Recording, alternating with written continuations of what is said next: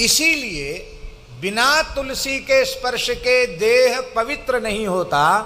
इसलिए जो तुलसी अपने कंठ में धारण नहीं करते उनको देव पूजा का अधिकार नहीं है, उनको पितरों के श्राद्ध का अधिकार नहीं है, उनको भगवान की सेवा का अधिकार नहीं है।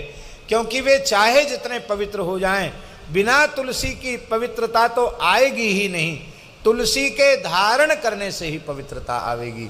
इसलिए प्रत्येक आस्तिक मनुष्य को श्रद्धा पूर्वक अपने कंठ में तुलसी धारण करनी ही चाहिए। भले ही वह वैष्णव संप्रदाय से दीक्षित न हो तो भी भगवान को निवेदित करके तुलसी अपने कंठ में धारण करनी चाहिए। हाँ, ये बात अवश्य है कि तुलसी धारण करने के बाद तुलसी की मर्यादा जरूर रखनी चाहिए। मर्यादा क्या? जो वस्तु भगवान को भोग नहीं लग सकती है उस वस्तु को हम आहार के रूप में न लें। जो खाने पीने की जो वस्तुएं निषिद्ध हैं उन वस्तुओं को हम अपने आहार के रूप में न लें। ये तो बहुत अच्छी बात है। हम अपवित्र आहार से विहार से बचेंगे तो हमारा अंतःकरण भी पवित्र होगा और हमारा जीवन भी स्वस्थ होगा। स्वस्थ जीवन जीने का ये साधन है। तुलसी की मर्यादा रखनी चाहिए। बंगाल में हमने देखा कलकत्ते में कि वो स्नान करके जैसे भजन में बैठे वो तुलसी पहन ली उन्होंने। सच्ची बात बता रहे हैं भैया जी। और उसके बाद उन्होंने भजन करके बाद में तुलसी की माला गले से उतार के माला जप माला तो खूंटी पर टांगी दी और तुलसी की जो माला कंठी पहनते वो भी वहाँ लटका दी। तो मैंने उनको पूछा कि अरे आप तो वैष्णव हैं, हमेशा तुलसी धारण नहीं करते। तो बंगला में बोले कि ठाकुर निगुड़ा खाता है ना। निगुड़ा खाता, निगुड़ा माने वही जल तरोई। और कितना स्पष्ट करके बता मैं है? और मछली वछली खा लेते हैं ना तो वो जाते हैं, कई बार मछली खाना पड़ता है, दावत होती न्योता होता है तो गुरुजी ने बोल दिया ना कंठी पहन के नहीं खाना, तो हम कंठी जप के समय उसमें खाते पीते नहीं, उस समय पहन लेते हैं, बाद में उसको रख देते। भैया ये चतुराई मत करो। ऐसा क्यों चतुराई करते हो? कंठी धारण करो तो कभी उसको त्यागो मत। शास्त्रों में लिखा है क्षणा यज्ञोपवीतवद्धार्या कंठे तुलसी मालिका क्षणार्धम तद्विहीनोपि विष्णुद्रोही भविन्नरः।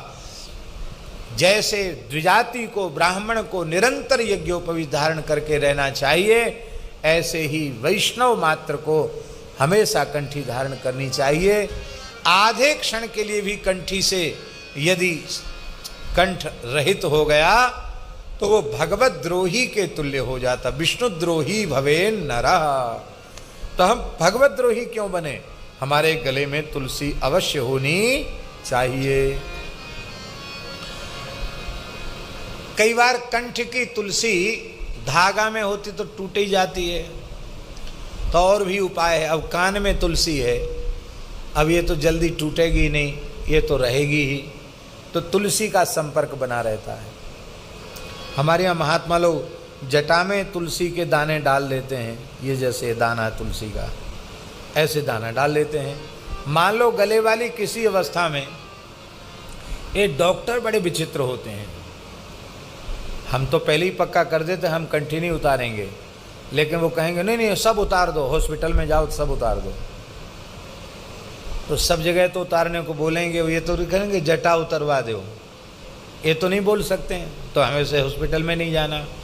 तो उस समय भी तुलसी से विमुख न होवें। तुलसी सदा शरीर पर रहनी ही चाहिए। स्पृष्टा पुष्पावनी। स्नान के समय तुलसी का एक दाना भी जिसके शरीर पर है, उसको छू कर के जब जल शरीर पर पड़ता है तो सारी धरती के तीर्थों में स्नान का पुण्य प्राप्त हो जाता है। स्नान काले तु यस्यांगे दृश्यते तुलसी शुभा सर्वतीर्थेषु स्नातम भवति तेन न संशयः। सारे तीर्थों में स्नान हो जाता है, इसमें संदेह नहीं है। अरे स्नान की बात छोड़ दो, तुलसी कंठी धारण करने वाला जब भगवत प्रसाद पाने बैठता है तो सिखते सिखते तु लभिते बाजिमेध फलम मुने, उसको एक एक अन्न के कण पर अश्वमेध यज्ञ का पुण्य प्राप्त हो जाता है। शरीरम दह्यते येषाम तुलसी काष्ठवन्निना न तेषाम पुनरावृत्ति विष्णुलोकात् कथंचन, जिनका शरीर तुलसी की लकड़ी से जलाया जाता है, अंतिम संस्कार में तुलसी की सूखी लकड़ी का प्रयोग हो जाता है, वो जीव लौट करके फिर भगवान के धाम से धरती पर नहीं आते हैं। इतनी महिमा है। तुलसी से भगवान का महानैवेद्य तैयार होता है। कौन सा नैवेद्य? क्या कहते हैं उसको? महानैवेद्य। जिस विधि से हम बता रहे हैं, इस विधि से आप भगवान को भोग लगा दोगे तो आपके घर के ठाकुर जी 1000 वर्ष तक के लिए तृप्त हो जाएंगे। 1000 वर्ष तक का भोग आपने लगा दिया।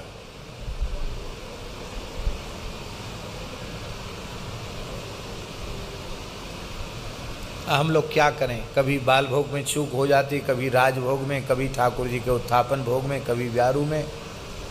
तो कोई चूक ना हो, सारे दोषों का परिहार इस महानैवेद्य के अर्पण से हो जाता है। इसकी विधि है।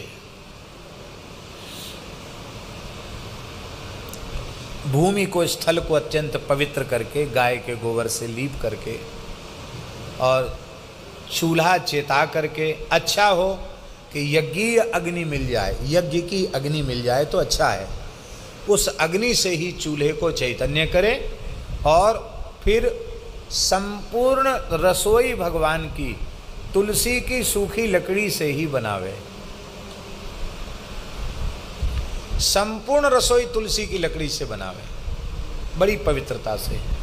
और बनाने के बाद फिर ठाकुर जी को भोग अर्पित करें, नैवेद्य अर्पित करें और फिर भगवान को प्रेम से जिमावे, तो 1 सहस्त्र वर्ष के लिए भगवान की तृप्ति हो जाती है। कितनी अच्छी! भगवान तो तृप्त ही हैं, माने वो 1000 वर्ष तक आप अष्टयाम में जो भोग लगाओगे, उतने भोग से जितने राजी होंगे, उतना एक बार के भोग से राजी हो जाते हैं, प्रसन्न हो जाते हैं।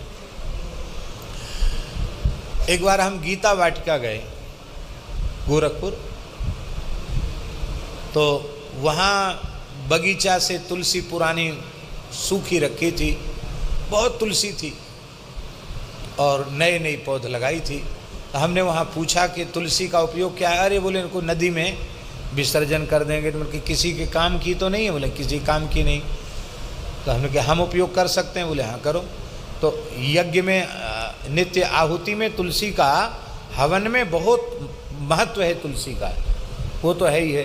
तो हमने कहा कि अच्छा अवसर है, यहाँ बनाना चाहिए। तो मिट्टी का सुंदर कोरा मटका मंगा करके और सुंदर देसी गाय का दूध मंगाया गया और तुलसी की लकड़ी से ही खीर तैयार हुई।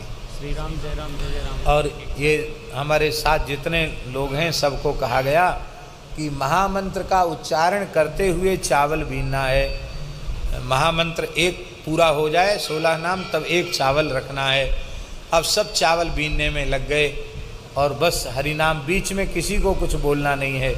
हरिनाम लेते हुए खीर बनी, ठाकुर जी को भोग लगा और भोग लगने के बाद जो पाया, आहा क्या कहें, गिरा अनयन नयन बिनवानी।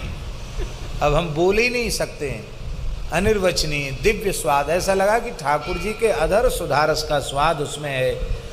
और हमने तो पूरा कटोरा भर के खीर ही लिया और कुछ दूसरी चीज़ ली नहीं। ऐसा नशा छा गया भगवत कृपा का, भगवत प्रेम का, क्या कहना। आप लोग चाहें तो भगवान को इस प्रकार से बड़ी पवित्रता से नैवेद्य भी अर्पित कर सकते हैं। श्रीमन महाप्रभु जी ने विष्णु प्रिया जी को जो उपदेश किया है, उसमें भी एक एक चावल का कण और उसी से नैवेद्य तैयार करके ठाकुर जी को भोग धराने की बात कही है। उनके चरित्र में और लीला में भी देखने को प्राप्त होता है। बोलो भक्तवत्सल भगवान की जय। स्पृष्टा बपुष्पावनी रोगाणाम अभिवंदिता निरसनी। जो तुलसी को नित्य प्रणाम करते हैं, साष्टांग प्रणाम करते हैं। माताओं को पंचांग प्रणाम और पुरुषों को साष्टांग प्रणाम करना चाहिए। श्रद्धा पूर्वक तुलसी को जो प्रणाम करते हैं उनके शरीर में कभी भयंकर रोग उत्पन्न नहीं होते हैं। सिक्तांत कत्रासनी, जो तुलसी में नित्य श्रद्धा पूर्वक जल सींचते हैं तो यमराज को भय हो जाता है। यमराज कहते चित्रगुप्त, कहाँ हजूर? हाँ सरकार। बोले इसका खाता फाड़ के फेंक दो। क्यों? अरे बोले बड़ा पापी आदमी है, कई जन्मों का पापी है। आप कहते खाता फाड़, वहाँ खाता फाड़ के फेंको इसका। क्यों? बोले अब इसने तुलसी की भक्ति आरंभ कर दी है, अब ये तुलसी जी में रोज़ जल चढ़ाता है। जो तुलसी जी में रोज़ जल चढ़ाता उसको जमलोक नहीं जाना पड़ता। तो सिक्तांत कत्रासनी। और जिसने तुलसी का पौधा लगा दिया मानो उसने अपने हृदय में भक्ति का बीज बो दिया, भक्ति का पौधा लगा दिया है। और जो भगवान के प्रत्याशक्ति विधायिनी भगवत कृष्णस्य संरोपिता न्यस्ता तच्चरणे विमुक्ति फलदा तस्यै तुलस्यै नमः। और जो भगवान के चरणों में तुलसी अर्पित कर देता है तो विमुक्ति फलदा, वो संसार चक्र से छूट जाता है। ऐसी तुलसी महारानी की जय हो। और इस समय पुरुषोत्तम मास चल रहा है, इस समय तुलसी का बड़ा महत्व है। दीपदान का महत्व, कार्तिक मास में दीपदान, बहुत ध्यान से सुन लो भैया, कार्तिक मास में जो दीपदान का महत्व है उससे 1000 गुना अधिक महत्व है पुरुषोत्तम मास में दीपदान का। अब हम रोज कहना भूल जाते हैं, अब जितने दिन बचे हैं सब लोग दीपदान जरूर किया करो। तुलसी की सूखी लकड़ी को घी में डुबा करके, हो सके तो थोड़ी रुई लगा लो तो जिसमें जल्दी चैतन्य हो जाएगी। और वेद लक्षणा गाय के घी से भगवान के सामने दीपदान करो, यमुना जी पे, पीपल के नीचे, और जहाँ देवालयों में जहाँ चाहें आप वहाँ दीपदान करें। बहुत बड़ी महिमा है तुलसी से दीपदान की का इस पुरुषोत्तम मास में। आज हमारे स्थान के एक संत बोल रहे थे कि आपने एक बार पुरुषोत्तम मास की थोड़ी बात बताई थी, इस बार तो आप भूल ही गए पुरुषोत्तम मास की बात बताना। तो कम से कम आप कुछ बता देते तो लोग सावधान होकर कुछ न कुछ कर लेते, लोगों को लाभ मिल जाता। अब नाम महाराज की चर्चा के आगे दूसरा कुछ सुहाता ही नहीं, क्या करें। और दूसरी बात ये है कि दूसरी तरफ चले जाएंगे तो दूसरी तरफ चले जाएंगे, तो कम से कम नाम वंदना हो जाए और उसके बाद कहीं अवसर मिलेगा तो हम पुरुषोत्तम मास की भी बात थोड़ी सी बताएंगे ज़रूर, जिससे कि लोगों को लाभ मिल जाए। एक भाव हमारे मन में है, हमने आचार्य योगेंद्र जी से तो कहा था लेकिन और हम दूसरे से चर्चा नहीं कर सके। वो भाव मन में ये है कि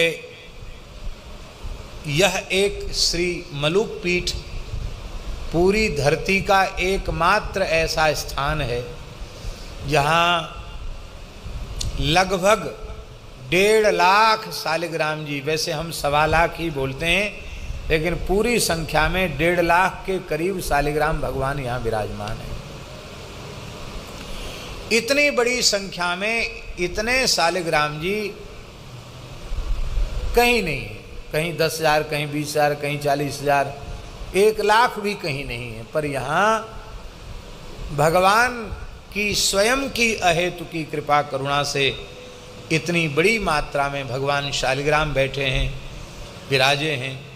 शास्त्रों में तो लिखा है कि सपाद लक्ष शालिग्राम जहाँ होते हैं वहाँ कोई अतीर्थ कुतीर्थ क्षेत्र भी क्यों ना हो, वहाँ मरने वाले कीट पतिंग को भी सद्य भगवान का धाम मिलता है। मरने कीट पतिंग को, भजन करने वाले को नहीं। और ये तो श्रीधाम वृंदावन है और वृंदावन में यमुना जी का पुलिन है, यहाँ इतने शालिग्राम भगवान विराजमान हैं तो किसी से भजन साधन नहीं भी बनेगा और यहाँ पड़ा भी रहेगा तो भी कल्याण हो जाएगा। भगवान बड़ी कृपा करके विराजे हैं। तो मन में हमारे ऐसा भाव आ रहा था कि यदि व्यवस्थापक लोग तुलसी की व्यवस्था कर लें तो बहुत से लोगों के मन में एक संकोच रहता है महाराज जी आप ही खरीद के तुलसी लाए और हमने चढ़ाई तो हमें पुण्य नहीं मिला, ऐसा एक बार लोगों ने कहा था। लोग कहते हैं ना कि हमारा तो उसमें पैसा दे, अब पैसा लेवें वो भी शोभनीय नहीं लगता कि हम तुलसी चढ़वा के कहें तुलसी इतने के उसका पैसा वसूला जाए आपसे, ये भी ठीक नहीं। तो उसके लिए हमारे मन में एक बात आई है कि तुलसी, खुली तुलसी लेकर जो तुलसी का कार्य करने वाले लोग हैं, यदि उनकी व्यवस्था हो जाए वे यहाँ विराज जाएँ और फिर जिसको तुलसी अर्पित करने का है तो न्योछावर देकर तुलसी ले आवें एक एक डलिया, और फिर एक बार पुरुषोत्तम सहस्रनाम का उच्चारण यहाँ से आचार्य जी कर दें और वह तुलसी फिर शालिग्राम भगवान को अर्पित हो जाए। तो यदि पुरुषोत्तम मास में 1.25 करोड़ तुलसी अर्पित हो जाए तो एक तो चातुर्मास्य, और चातुर्मास्य में भी पुरुषोत्तम मास, उसमें यदि 1.25 करोड़ तुलसी भगवान शालिग्राम जी को चढ़ जाए तो हमारे मन की हो जाएगी। हमारे मन में ये भाव आया है। तो अब जितने लोग बैठे हैं उतने लोग करेंगे तो उतने हजार तो हो ही जाएंगे। अब वो रोज़ काउंटिंग हो जाए, गणना हो जाए, फिर ठाकुर जी की कृपा से जल्दी जब बड़ा हॉल वहाँ बन जाएगा, बन ही रहा है, थोड़ा तैयार हो जाएगा, तो नई गौशाला में तो 2-3 हज़ार लोगों को भी बैठने की व्यवस्था है। तो ज़्यादा संख्या में लोग होंगे तो ज़्यादा लोग तुलसी से तो एक एक नाम से तुलसी अर्पित कर दिया, बाद में वो सारी तुलसी इकट्ठी होकर यहाँ शालिग्राम जी को अर्पित हो जाएगी। तो यह एक बड़ा विलक्षण उत्सव हो जाएगा। तो ऐसा यदि हो सके तो अच्छी बात है। श्री तुलसी शालिग्राम भगवान की जय। नाम राम को कलप तरु कलि कल्याण निवास, जो सुमिरत भयो भांगते तुलसी तुलसीदास, जो सुमिरत भयो भांगते। मैं तो भांग के पौधे के जैसा था, किसी काम का नहीं, लेकिन नाम स्मरण करते करते भांग जैसा तुलसीदास भी आज तुलसी के जैसा पवित्र हो गया। ये श्री राम नाम की विलक्षण महिमा है। हमको ऐसा लगता है भैया जी कि गोस्वामी जी के ज़माने में भी साधु संत खूब भांग पीते होंगे। उनके मन में आया कि थोड़ी ये प्रेरणा भी दे दें कि भाई भांग मत पियो। इसलिए जो सुमिरत भयो भांगते, भांग को निषिद्ध वस्तुओं में गोस्वामी जी ने गणना की। जो सुमिरत भयो भांगते तुलसी तुलसीदास। और भंग वाले लोग ऐसे ऐसे दोहा छंद सवैया बोल करके तब ग्रहण करते हैं कि क्या कहना है। एक कहावत है, जति को रति, जति को रति। बढ़िया गहरी छनी भई भांग हो तो एक रत्ती, यति माने साधु, एक रत्ती में ही लहर आ जाएगी, तरंग आ जाएगी। जति को रति, सिद्ध को मासा। और सिद्ध है तो इतना एक मासा ले लेगा, और इससे अधिक तो देख तमाशा। जति को रति और सिद्ध को मासा, और याते अधिक तो देख तमाशा। हमारे यहाँ खाक चौक में पहाड़ी बाबा महाराज के यहाँ हमारे स्थान में वर्ष में एक दिन ठाकुर जी को भांग का भोग महाराज जी लगाते, परंपरा से लगता है तो आज भी लगता है। ये होली के दूसरे दिन, जिसको धुरेड़ी कहते हैं, होली मुख्य होली जिस दिन होती है तो बड़ी पवित्रता से महाराज जी भांग घुटवाते और ठाकुर जी को भोग धराते, और भोग धरा के फिर बाहर बैराज फिर स्वयं भी लेते, और विद्यार्थियों के लिए उनको नहीं देते, उनको तो अलग बिना भांग की रहती शरबत खाली ठंडाई वो उनको देते। और बस ठाकुर जी को भोग धराने के बाद महाराज जी सिर झुका के बैठ जाते, और कहते ठाकुर जी की तरफ मुंह करके कहते जाओ होरी खेले आओ। ठाकुर जी से कहते जाओ होरी खेले आओ। ये वाक्य जरूर, जाओ होरी खेले आओ, और फिर ऐसे सिर करके बैठ जाते।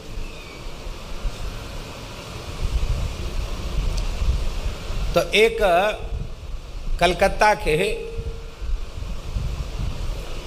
हाई कोर्ट के बड़े बैरिस्टर थे, बड़े वकील थे, गोपाल बाबू नाम था, बंगाली थे, और लंदन से बैरिस्टरी की थी। पुराने ज़माने की बात है, स्वतंत्र भारत में भी वे बड़े, बहुत बड़े वकील थे कलकत्ता के गोपाल बाबू।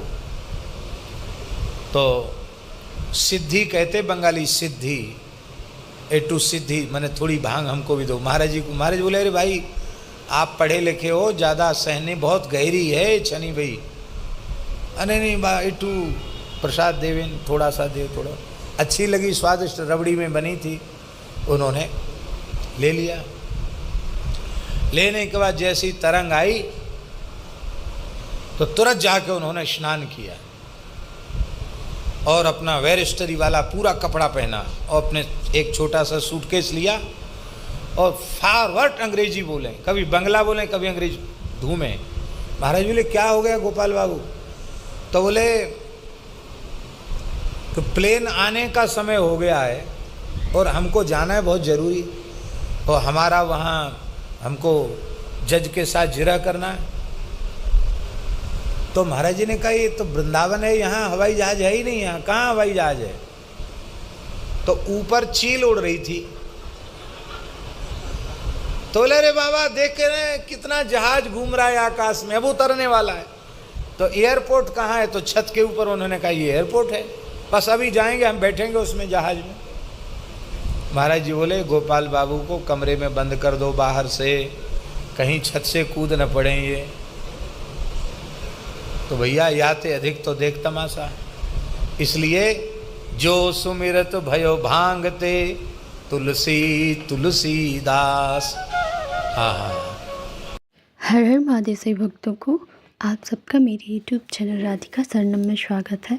हमने राजेंद्र दास जी महाराज के श्रीमुख से बहुत ही अद्भुत प्रसंग का श्रवण किया, जिसमें हमने यह जाना कि तुलसी धारण करने के क्या फ़ायदे होते हैं और तुलसी धारण करने के क्या नियम होते हैं, और तुलसी धारण करते समय हमें किन किन बातों का ध्यान रखना चाहिए।